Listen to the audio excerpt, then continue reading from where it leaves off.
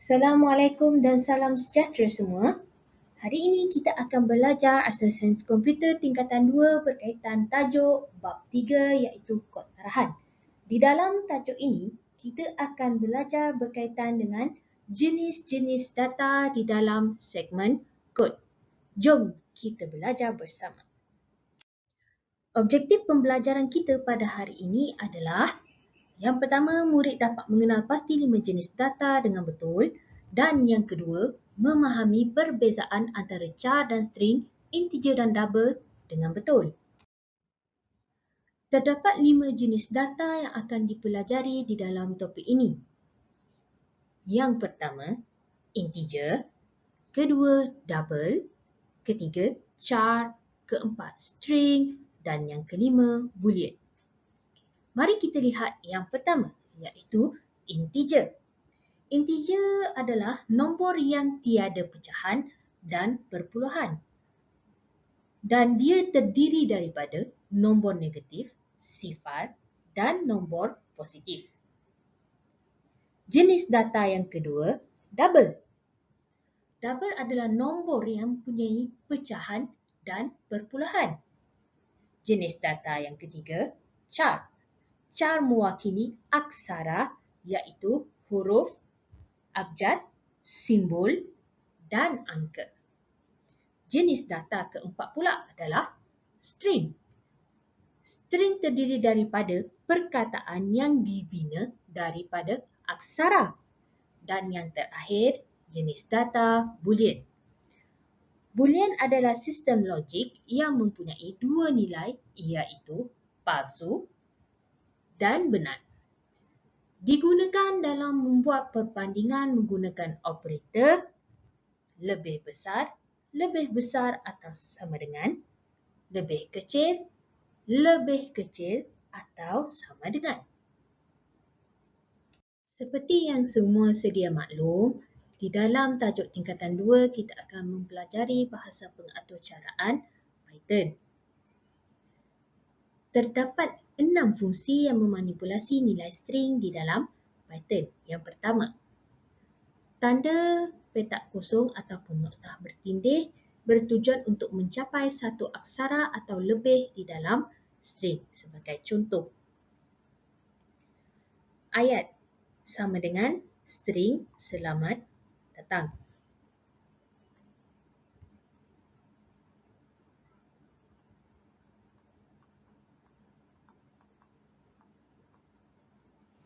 Okey. Setiap huruf-huruf ini mempunyai indeksnya yang tersendiri. Iaitu kita akan bermula dengan indeks 0, 1, 2, 3, 4 dan seterusnya. Termasuklah ruangan kosong. Itu di sini. Okey. Jadi print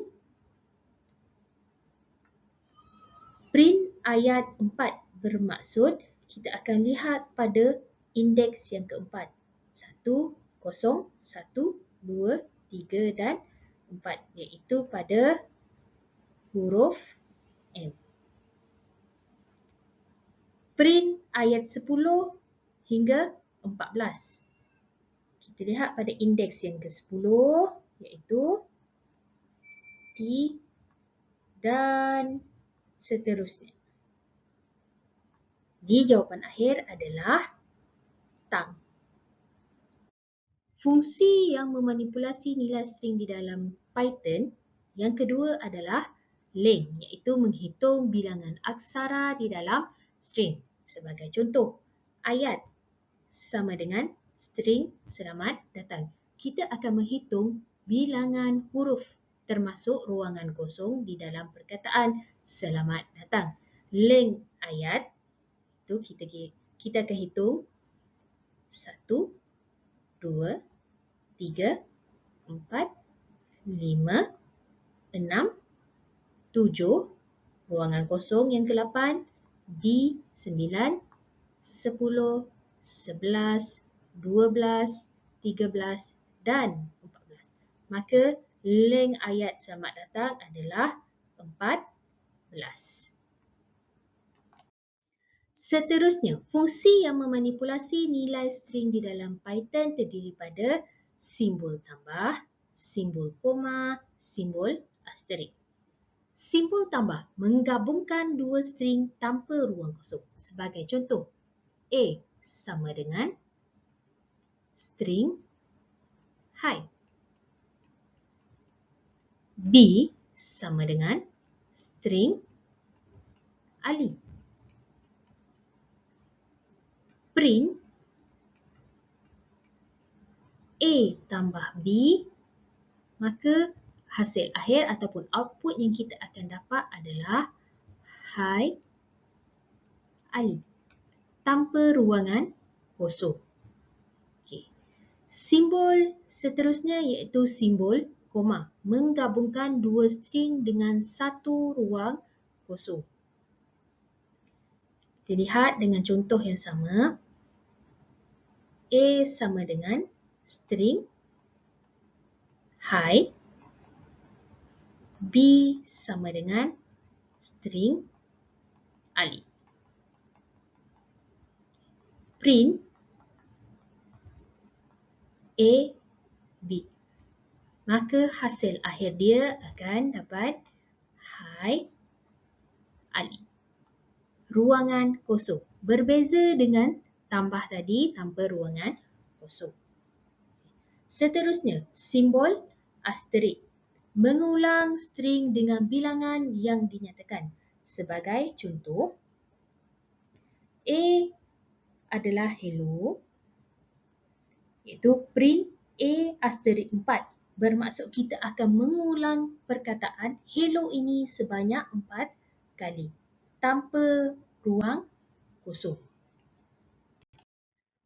Fungsi terakhir yang memanipulasi nilai string di dalam Python adalah join, iaitu menambahkan aksara di antara setiap aksara. Sebagai contoh, ayat sama dengan string selamat datang, print noktah bertindih,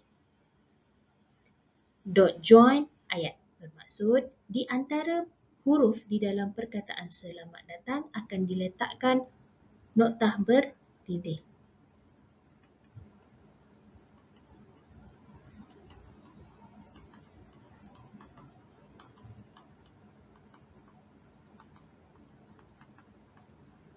Seperti berikut. Okey. Itu yang pertama. Yang kedua adalah print ruang kosong dot join ayat. Bermaksud di antara huruf di dalam perkataan selamat datang akan diberi ruangan kosong.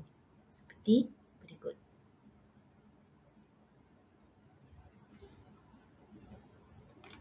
Maka berakhirlah sudah topik pembelajaran kita pada hari ini. Diharapkan murid-murid semua boleh memahami tajuk yang dipelajari pada hari ini.